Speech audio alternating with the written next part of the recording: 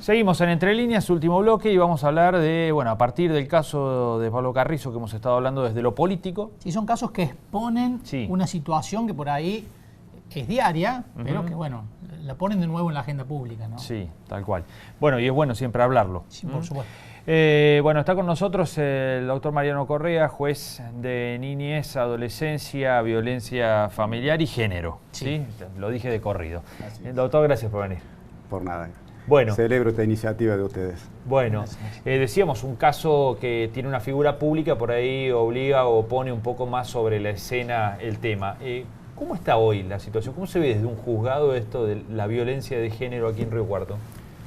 Desde el año 2007, la violencia de género, no de género, la violencia familiar y la violencia de género en el ámbito doméstico ha venido sufriendo incrementos año a año. Por citar algún número que bueno, tuve que esta mañana chequear, pero el año anterior hubo a lo largo de los 12 meses 4.700 denuncias aproximadamente, y en lo que va de este año llevamos 2.800 aproximadamente, con lo cual probablemente termine habiendo más que el año pasado. Nosotros nos planteamos muchas veces qué es lo que está sucediendo. No queremos pensar que en la ineficacia del sistema, que no logra que se disminuya con la cantidad de denuncias o la cantidad de casos, y sí nos inclinamos a pensar de que paulatinamente se va haciendo más visible un fenómeno que durante años ha estado oculto, porque bueno, como ustedes seguramente sabrán, la intromisión del Estado en lo que era la vida familiar estaba vedada hasta no hace mucho tiempo atrás, es decir, lo que ocurría dentro de las cuatro paredes del hogar estaba exento de la investigación, excepto el caso de un delito, por supuesto. Entonces, los malos tratos, las dominaciones, estas situaciones, estos patrones culturales de los cuales tanto se habla y que son los que llevan a que surjan estos episodios de violencia, permanecían ocultos a los ojos de la sociedad. Paulatinamente, con el avance de la legislación y con todas las campañas, los colectivos, se ha ido haciendo cada vez más visible esta situación, y consideramos nosotros desde el Poder Judicial que la gente se está animando cada vez más a exponer situaciones que incluso cuando uno lee la denuncia refieren largos años, ¿no? Nos cuentan de largos años de relaciones de 10, 12, 15 o más signadas por estos maltratos, por estas dominaciones. ¿Estamos hablando siempre de situaciones que llegan a violencia física o también este tipo de maltrato psicológico, de sometimiento, de un círculo de humillaciones? Exactamente, exactamente. La violencia física, a pesar, y espero que se tome bien esto que voy a decir, podría hasta no ser la más grave de las violencias, porque la violencia física, además de que deja la marca, deja una evidencia, y la persona, podríamos decir que huye rápidamente, por cuestión de autoprotección, a buscar auxilio que sea lo de un vecino. La violencia psicológica es una violencia más silenciosa, es una violencia sostenida, es una violencia donde claramente el patrón cultural actúa y donde se puede notar, se puede advertir este tema de la dominación, este tema de la sumisión de la víctima a manos de quien se cree con una posición de preeminencia, que es lo que siempre se ha dicho de este modelo patriarcal que durante tantos años ha imperado en las sociedades. Se llega a la física, lamentablemente, inclusive en algunos casos, como ustedes habrán visto, ya se transforma en un delito, se comete un homicidio, un femicidio, que son los menos, afortunadamente. Pero sí tenemos casos de violencia física, pero podríamos hablar de un porcentaje elevado, casi diría mayoritario, de situaciones de contexto de violencia donde el agresor ejerce un señorío sobre el grupo familiar que evidentemente... Es bueno que se está desnaturalizando ese tipo de relaciones y de dominación, ¿no? Así es, se está desnaturalizando, cuesta concientizar, hay que hacer trabajos con la víctima. Mucho de lo que hay posterior a la denuncia y a las medidas de urgencia que se toman es el trabajo de recuperación, por así decirlo, en la psiquis de la víctima, para romper con esta autoimagen que tiene de persona sumisa, de que ese es su lugar, de que está bien lo que le ha pasado, de que por algo será, que a ella la criaron. Entonces, que hay una especie de merecimiento, ¿no? Casi podríamos decir así, incluso hasta, bueno, todos los de mi generación, y a lo mejor ustedes también, no sé si son más jóvenes, hemos venido de hogares donde estaban estos roles claros, la mujer en la casa, el varón afuera, el proveedor, asignados los papeles de cada uno en la sociedad.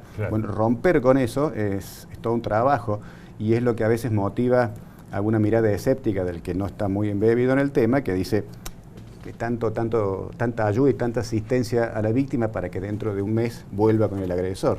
Bueno, justamente, esa persona que ha sido dominada durante tantos años vuelve porque está inmersa en el círculo de violencia, está inmersa en ese circuito perverso de perdón, de creer, de confiar, la seducción del agresor, la aceptación, el reinicio de la relación, la etapa que se llama luna de miel de los profesionales psicólogos, y que termina desencadenando en una espiral de violencia porque eso se repite cada vez más rápidamente hasta que finalmente detona en un episodio de dimensiones considerables, ¿no? Lamentables. Del otro lado, ¿cómo están los juzgados para dar respuesta a esto que viene creciendo, ¿no?, en la cantidad de casos? Durante prácticamente 13 años se ha trabajado, 2007, sí, se ha trabajado con un solo juzgado que está a cargo del doctor Varela, claro.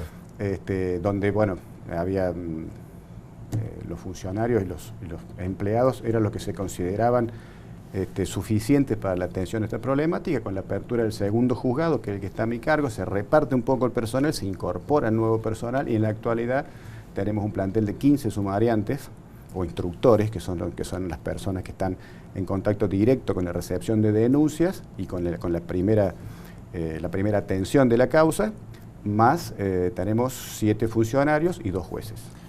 Y respondiendo más concretamente, alcanza por el momento, pero en realidad la ley de violencia no se agota únicamente en administrar medidas protectorias, porque suelen quedar situaciones satélites de esta situación que tienen que ver, por ejemplo, con la cuota alimentaria, con un régimen de visitas, con disponer un cuidado personal de un niño en situación de riesgo, de retirarlo de la casa.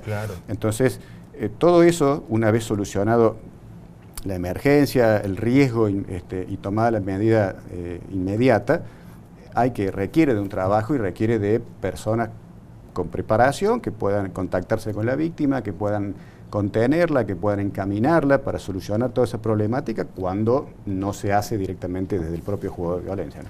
¿Qué tiene que hacer quien está sufriendo una situación de violencia y que por ahí no sabe a dónde tiene que recurrir o tiene el miedo de que si recurre a una instancia judicial o a una denuncia tenga una represalia o se la revictimice, ¿no? Sí, cada vez más se está avanzando en la capacitación de las personas que trabajamos en esta temática, porque requiere de mucha empatía, requiere de mucho compromiso, requiere de preparación, justamente para abandonar con esa estructura de que la mujer miente, o que la víctima miente, o que la víctima nos engaña, o que quiere que lo asustemos al victimario, pero en realidad para que se lo criemos un poco, se lo eduquemos un poco, pero ella quiere seguir con él. Todo eso está instalado. Actualmente contamos con 3 unidades judiciales, que como ustedes sabrán son los anexos que tiene la justicia en las comisarías de más movimiento de la ciudad. Tal es el caso de la comisaría Centro, acá en la calle Belgrano, la comisaría de Banda Norte y la comisaría de Alberdi. Allí están los ayudantes fiscales, que son estos desprendimientos del órgano público, el Ministerio Público Fiscal, en las comisarias que receptan denuncias y en las comisarias en que no, la toma el sumariante policial. Importante hacerle saber a la gente la necesidad de formular una denuncia por violencia familiar, porque desde el Tribunal Superior de Justicia y la Oficina de Coordinación de Violencia se ha confeccionado ya hace años, como modo de trabajo, un formulario específico para la toma de la denuncia. No es una simple exposición, una simple denuncia, puesto que allí el sumariante que toma la denuncia puede consignar lo que se denominan indicadores de riesgo inmediatos. Porque, a ver, hay que entender que la denuncia, el texto de la denuncia, es la única herramienta, es lo único que tiene el juez en ese momento, o el sumariante o el funcionario, para tomar una medida. Que a veces, por una cuestión de temor, de falta de relajación, es muy escueto. Entonces, ese solo relato debe alcanzarle a quien tiene que tomar la decisión para excluir a una persona, entregar un botón antipánico, disponer una prohibición de contacto. Entonces, en ese formulario se anexan otros indicadores de violencia, cuáles serían la existencia de armas de fuego en poder del agresor o en la vivienda, una víctima embarazada, la existencia de niños, de ancianos, violencia sobre niños, violencia sobre ancianos, reincidencias, cantidad de veces que haya acudido a la justicia por la misma temática, todo lo cual lleva a generar también un panorama un poco más amplio para que quien tenga que decidir tenga alguna otra herramienta para actuar en la emergencia. Bien. Doctor Correa, muchísimas gracias por haber venido. Por favor, celebro esto porque yo soy de los que opina, no yo, todo el tribunal opina que hay que difundir para que la gente sepa lo que hacemos y sepa cómo actuar. Y cómo actuar, ¿no? Así es. Muchísimas. ¿Me dejas, por favor, agregar algo? No es el juez de violencia, en mi caso, ni en el caso del doctor Varela, el que soluciona. Quiero volver a hacer hincapié en la importancia de las 15 personas que tenemos trabajando allí y de los funcionarios que tenemos trabajando allí, y sobre todo de los 15 sumariantes o instructores, que son las personas que están en permanente contacto con las víctimas, que le brindan la primer contención y que la verdad que sin ellos el trabajo de uno sería imposible. Bien. Muchas gracias. Gracias, doctor. Buenas noches. Nos vamos, nos despedimos. Sí, nos vamos hasta desde aquí. El próximo jueves a las 21 horas, como siempre, aquí en Entre Líneas. Adiós.